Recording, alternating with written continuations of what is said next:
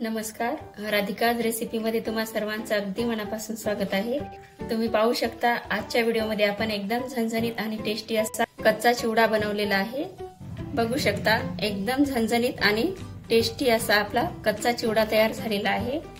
दुपारच्या नाश्त्यासाठी एकदम उत्तम पर्याय आहे। एक वेळेस नक्की करून बघा।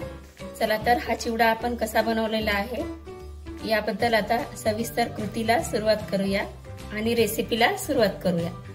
ठिकाणी कच्चा चिवडा बनवण्यासाठी मी 3 वाटी कच्चे मुरमुरे घेतलेले आहेत। यामध्येच आपले रेग्युलर वाले पोहे जे की आपण नेहमी करतो ते भाजून घेतलेले आहेत अर्धी वाटी। तुम्ही या ठिकाणी पातळ पोहे घेतले तरी चालतील। यामध्ये एक कट केलेला कांदा, शेंगदाणे कच्चे छोटी 1 वाटी, डाळ अर्धी वाटी, भाजलेलं 1 चमचा जिरा पूड, अर्धा चमचा धने पूड, अर्धा चमचा चाट मसाला। आता हे सर्व साहित्य आपण अगोदर मिक्स करून घेऊया।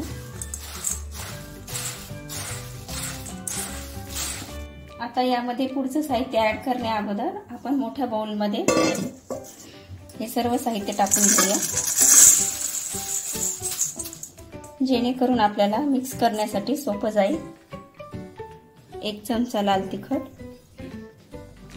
त्यानंतर अर्धा चमचा हळद, चवीनुसार मीठ, कोथिंबीर टाकून घेऊया। एकदम फटाफट होणारा आपला हा दुपारचा नाश्ता आहे। अगदी 5 ते 7 मिनिटांमध्ये होणार आहे। आणि यामध्ये आपल्याला शेंगदाण्याचं तेल टाकून घ्यायचं आहे 3 चमचे आणि पूर्ण मिक्स करायचं आहे।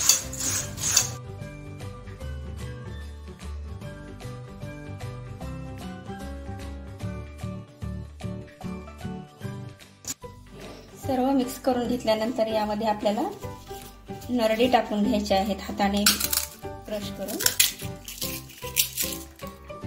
आमच्याकडे याला नरडी म्हणतात, तुमच्याकडे काय म्हणतात ते नक्की कमेंट करून सांगा।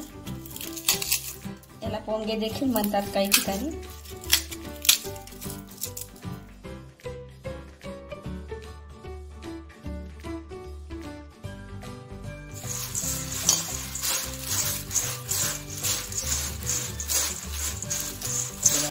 बघा अशा पद्धतीने आपला कच्चा चिवडा रेडी झालेला आहे। आता आपण लगेच सर्व करायला घेऊया। आपला झणझणीत आणि टेस्टी असा कच्चा चिवडा तयार झालेला आहे। व्हिडिओ आवडला असेल तर व्हिडिओला लाईक आणि चॅनलला सबस्क्राइब करायला विसरू नका। धन्यवाद।